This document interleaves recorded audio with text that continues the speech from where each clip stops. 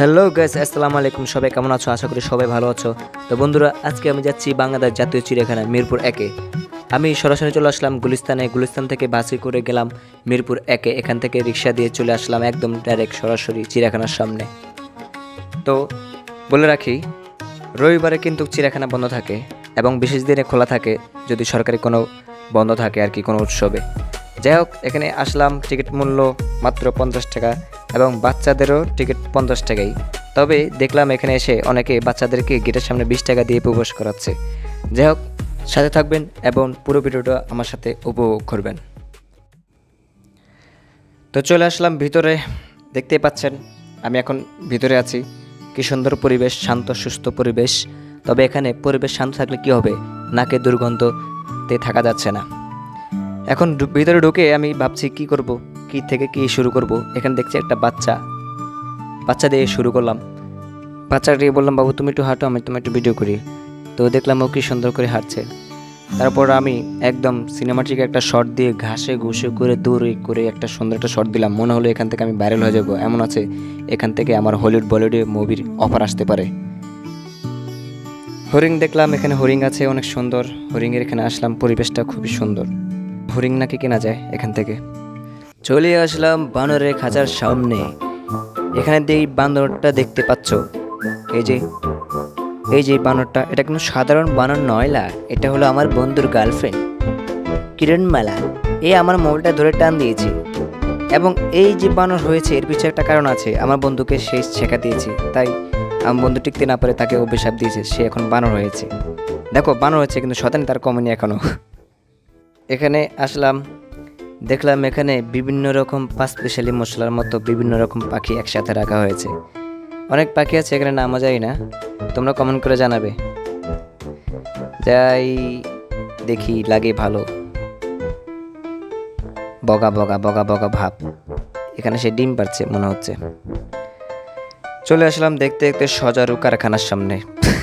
মানে সজারু খাঁচার সামনে, আসলে কারখানা নিয়ে কাজ করি তো মুখ দিয়ে কারখানা চলে আসে।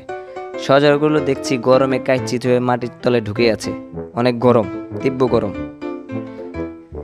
তো বন্ধুরা তোমরা দেখো এবং আমি চেষ্টা করছি ভিডিওটা একটু অন্যরকম করার জন্য। যেমন আমি একটু অন্যভাবে উপস্থাপনা করব, তোমরা কমেন্ট করে জানাবে কেমন হয়। যদি ভালো হয় সেটা আমি অবশ্যই কন্টিনিউ করব, ঠিক আছে? সুপ্রিয় দর্শক, আমরা এখন দাঁড়িয়ে আছি বাংলাদেশের জাতীয় পশু রয়্যাল বেঙ্গল টাইগার। কিন্তু এসে দেখছি এ কি, রয়্যাল বেঙ্গল টাইগার এখানে ঘুমিয়ে আছে, যার গর্জনে বনের সমস্ত পশু পাখি এদিক সেদিক দৌড়ায়।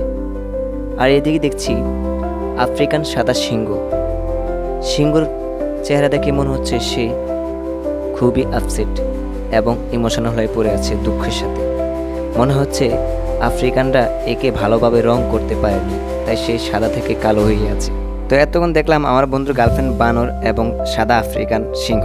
আচ্ছা, তোমরা কি একটা জিনিস ফলো করেছো যে আমরা ঘুম থেকে উঠে আগে শব্দ পেতাম কা কা, সে কাউ এখন কোথায়? সে কাউয়ার খবর কেউ না রাখলেও একটি চ্যানেল খবর ঠিকই রেখেছেন। চ্যানেলটির সম্ভবত নাম হলো ওগলা পিসে বোগলা বেড়া ফুসকি মারল কে। তাদের প্রতিবেদন উঠে এসেছে কিভাবে কাউয়াগুলো হারিয়ে গেছে। চায়নারা ইতিমধ্যে একটি নতুন ক্রিম আবিষ্কার করেছে, যা ইতিমধ্যে অনলাইনে দেখি অনেক আপুরা ব্যবহার করে সাদা হয়ে গিয়েছে। সেই ক্রিমটা মেখে নাকি কালো কাউয়া সাদা হয়ে গিয়ে বাংলাদেশে বা ভিন্ন দেশে জাতীয় চিড়িয়াখানাতে তারা দখলদারি চালাচ্ছে। সেখানে তারা রাজকীয় খাওয়ান খাচ্ছে। এখন তারা ডাস্টবিনে খাওয়ান খাচ্ছে না, তাই কা কা করে শব্দ করছে না। তো অনেক বকবক করলাম বন্ধুরা, এখন তোমরা ভিডিওটা দেখো শান্তিপূর্ণভাবে। এবং এখানে বিভিন্ন রকম পাখি আলাদা আলাদা করে খাঁচা রাখা হয়েছে। তো সাথে থাকুন এবং দেখতে থাকুন আমাদের পুরো ভিডিওটা।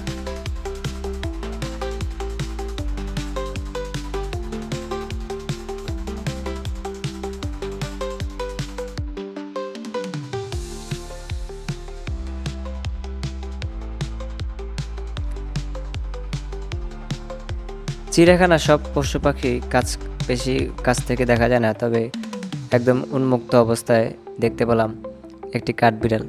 এই যে দেখতে পাচ্ছেন কি সুন্দর, ও খেলা করছে, এখানে মানুষ বাদাম খাচ্ছে। কতক্ষণ কাঠবিড়ালির সাথে সময় কাটালাম, দেখলাম ওকে একটু ভিডিও করলাম, ভালোই লাগলো। দুষ্টামি করেছে এবং নিচ থেকে বিভিন্ন মানুষ বাদাম খাচ্ছে, সেখান থেকে ওকে দিচ্ছে, ও নিয়ে উপরে উঠে যাচ্ছে। আসলে কাঠবিড়ালিটা খুব ভালো লেগেছে আমার কাছে। এখানে সবচেয়ে থেকে এটাই আমার কাছে ভালো লেগেছে।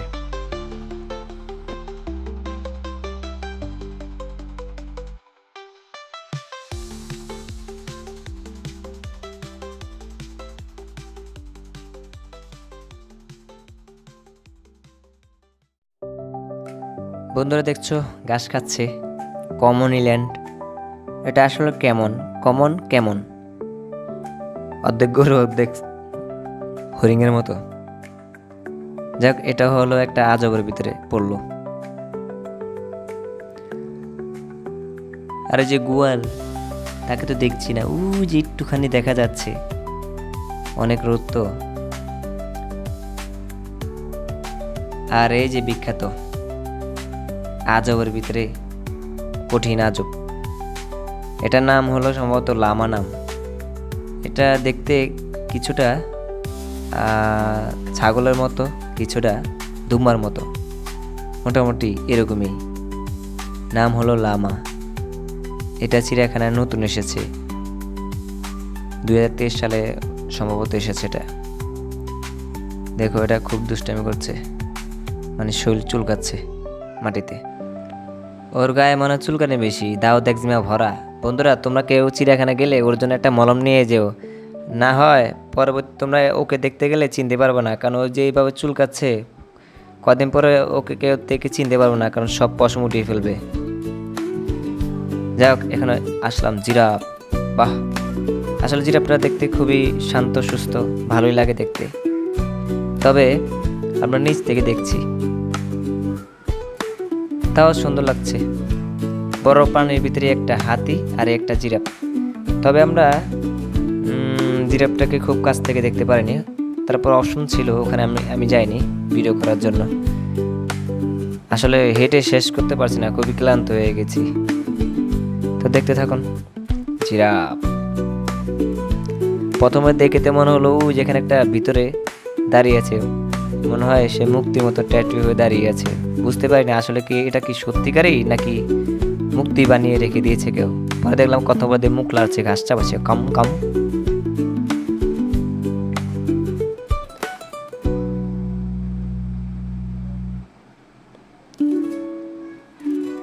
এই হলো জেব্রা।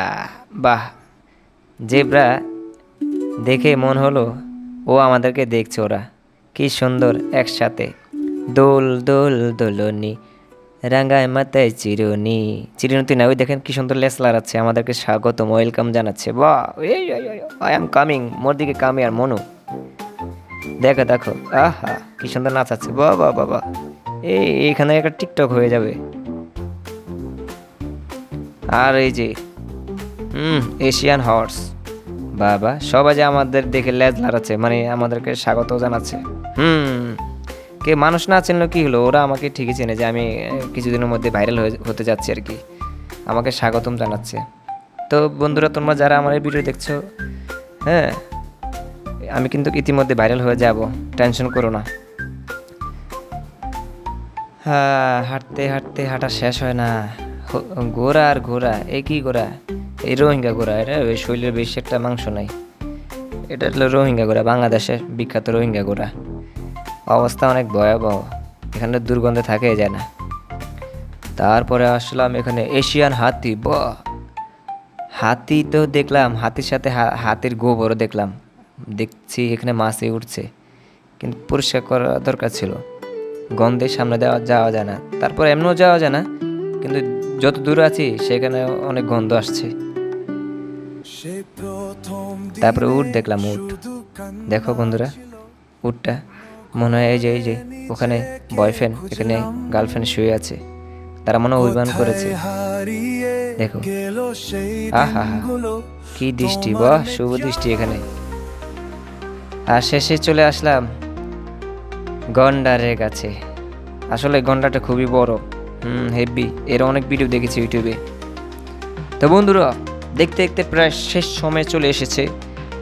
আর তোমাদেরকে বলি, আমার ভিডিওটা কেমন লেগেছে তোমরা অবশ্যই আমাকে জানাবে, এবং আমার এই ভিডিওর কোন অংশটা বিশেষ করে খারাপ লেগেছে তাও জানাবে, কারণ আমি শিখছি, করছি, তোমরা অবশ্যই আমাকে জানাবে।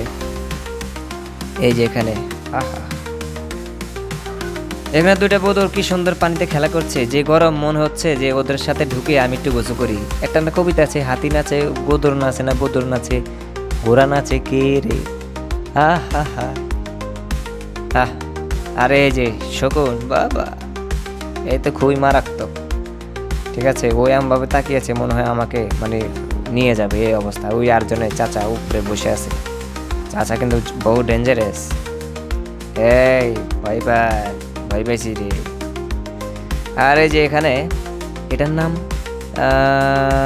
এই শুনলাম এখানে এসে একটি বাচ্চার হাত নাকি নেকড়ে নিয়ে গেছে। নেকড়ে আসলে অনেক বড়।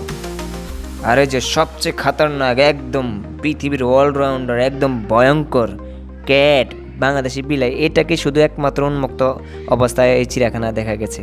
আর সবগুলো দূর থেকে দেখতে হয়েছে। আসলে দেখে বেশি একটা ভালো লাগলো না, একে একটু দেখে একটু শান্তি পেলাম, খুব খুব কাছ থেকে একটু হাত দিয়ে ধরলাম। তো বন্ধুরা, কেমন হলো ভিডিওটা কমেন্ট করে অবশ্যই জানাবে, এবং তোমাদের মতামত দিবে অবশ্যই। তো ভালো থাকবে, সুস্থ থাকবে, আল্লাহ হাফেজ।